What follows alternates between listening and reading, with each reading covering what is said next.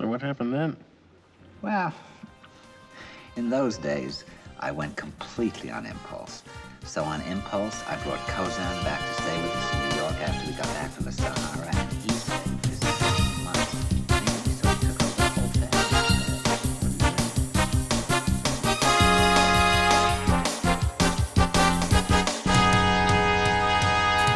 thing. For me, this is the experience of playing Fire Emblem. Not on some deep personal level of how I relate to these games as both a fan and a semi-professional content creator, although that case could be made, but because these are games of a divided mind, swimming in an unbeatable problem. 2001's Fire Emblem The Binding Blade introduced a new mechanic: supports. The mechanic allows characters in your army to develop relationships with one another over time that provide insights into their personalities and histories, while also providing bonuses on the battlefield. Extra hit, and avoid, and critical, and whatnot.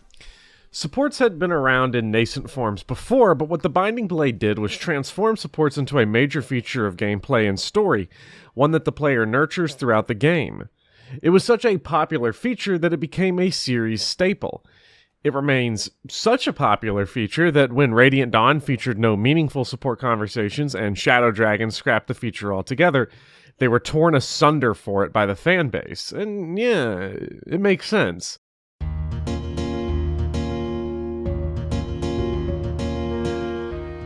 Fire Emblem as a series is strongly defined by its limited cast of named, faced characters who can all die. It's fairly unique amongst major SRPGs, and being able to dig into supports and learn about the fragile lives of your soldiers is central to many players' enjoyment of these games. Yet for me, I've always felt my eyes glaze over while reading supports, and it was while playing Engage that my malaise cleared, and I understood why I've never liked the support system, or more specifically, how it's integrated into the games. This video is mostly about how Fire Emblem has failed, basically by choice, at integrating supports into the larger narrative and pacing of the games, and how the increasing volume of supports in recent games harms their quality. Part of the issue is that the series is so heavily bifurcated between its tactics gameplay and almost everything else. If you look at the gameplay loop in Engage, there are clear divisions. We have story time, strategy time, support time, and somnial time. As the game goes on, each of these sections gets longer and increasingly untethered from one another. This is especially true for supports. With each passing chapter, with each new recruit and new support tree started, the conversations between the characters become increasingly unrelated to the larger narrative until, especially, and literally in the cases of Fates and Engage, they feel as if they're happening in another world. Since support conversations are static and the time they're obtained is variable, the C-support conversation between Lot and Wade will be the same in Chapter 4 as it will be in Chapter 26. The catastrophes of war, the pain, the loss, the twists and turns, and the journey itself change nothing about this conversation about charging into the battlefield, whether it's their first fight or 20th. This is endemic in Fire Emblem, where characters are static balls of lore who can grow and change in one support chain and revert back in another with no interaction across support pairs or with the narrative. For supporting characters, the Bunets and Belfs and Namies and Nolans, it's as if the story, both the narrative and their support chains, slide right off them, neither affected by nor affecting them. This can particularly thrash the narrative pace of late games, where the events of the story are becoming larger, more explosive, and quicker, only to be interrupted by unrelated prattling. Now, it sounds judgmental, but it's important to keep in mind that the issue is not the writing quality for the individual supports. Like with all things, there are very good supports, very bad supports, and a gentle gradient in between. It's not that any individual support or support chain is bad, but that most are disassociated from the larger game. In Engage, as in Three Houses, this disassociation is made worse because the conversations take place in a static location across the entire game.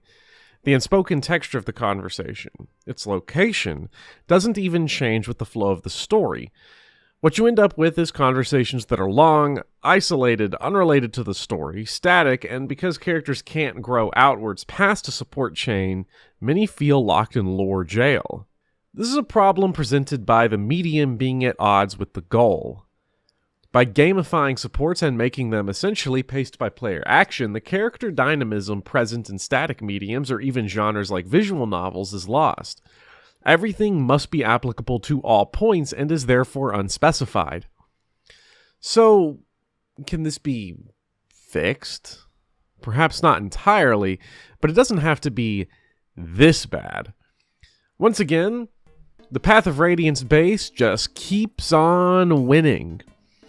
While support conversations all happen between maps, the location moves with your base of operations. As well, supports are gained on a per-map basis. 1 point for every map 2 units are deployed together.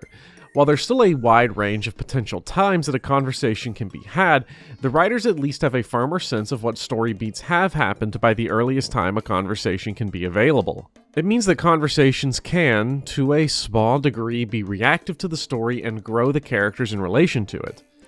The other advantage of Path of Radiance support system is the unpopular restriction of only 5 conversations per character for the entire game. While more conversations can technically happen because of permadeath, the max of 5 active support levels per character puts an effective soft cap on how many supports are likely to be seen in a given run. This limit isn't popular because it adds a ton of time and playthroughs to acquiring all supports, but the benefits are pretty nice. For one, it limits the number of conversations that are read between maps. Compared to Fates, 3 Houses, and Engage, where supports come in massive bunches and can feel like work, here they actually are a respite from the gameplay. As well, the limits means there's less developmental whiplash, since you'll likely only see 2 to 3 support chains per character. The limit of 5 support levels per character is a holdover from the Game Boy games, and certainly don't think I'm hating on 3 Houses and Engage exclusively when the Game Boy games are almost as egregious in the pacing issues. Like Path of Radiance, the intention was likely that you have supports be unlocked over the course of the game, but unless you're a player that moves their units in a massive geometric shape, support conversations are unlikely to appear. Instead, you're likely to do this at the end of every map, which, in terms of pacing, is effectively the same thing as a litany of monastery supports. While not physically separated from the in-game action, it's a different and completely boring loop.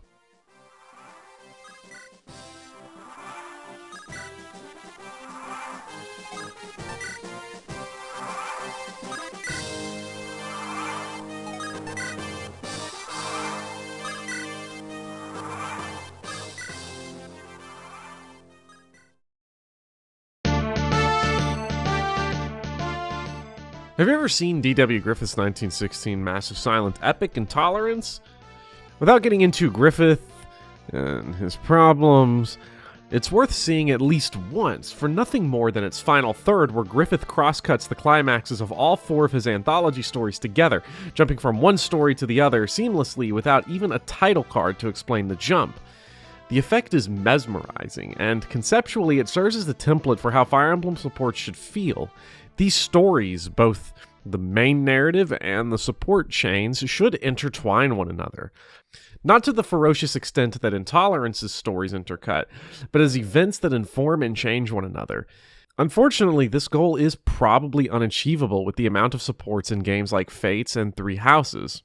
In the spirit of extraordinarily unfair comparisons, the word count for Lorenz's supports is comparable to Macbeth's.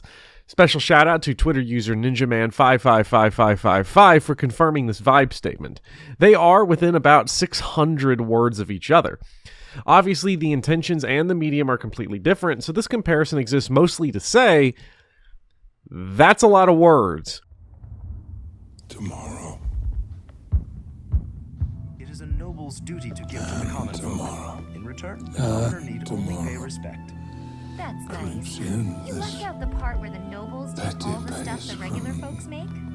Yes, Day the common folk give the fruits of day their labor, willingly, I might to add, the as a last token of that syllable respect. of The head recorded of San time. village offers his tribute in exactly that spirit, you know. And all our yesterdays My of village. lighted fools Of course, away to we granted dusty exclusive death. hunting rights to San and forbade outsiders from poaching. In fact, when we received complaints about just that, we hired mercenaries to deal with the issue. Brief candle, So that's what Life. brought Gerald. but a walking shadow. Nothing. A poor Look, player just that take the handkerchief. struts I'm and returning something I frets borrowed his from hour upon the stage, and then is heard no more. It is a tale told by an idiot.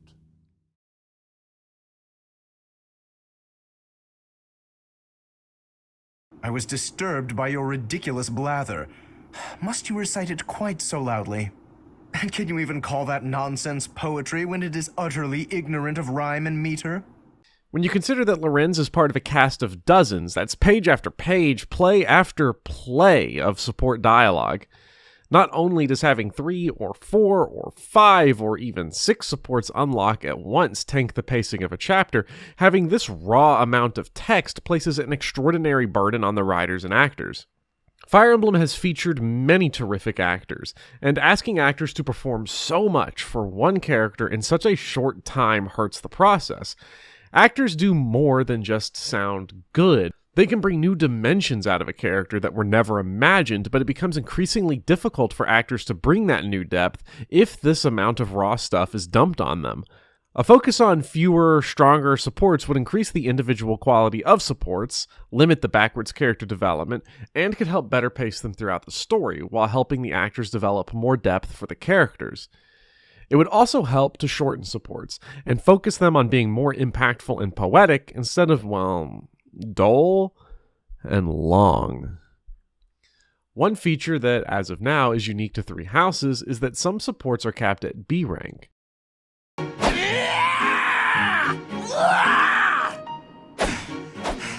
I'm not finished with you. Not allowing every support chain to reach A helps avoid the Fates problem of most supports needing to end in an S or A+ support, and thus opens the door to more dynamic character development.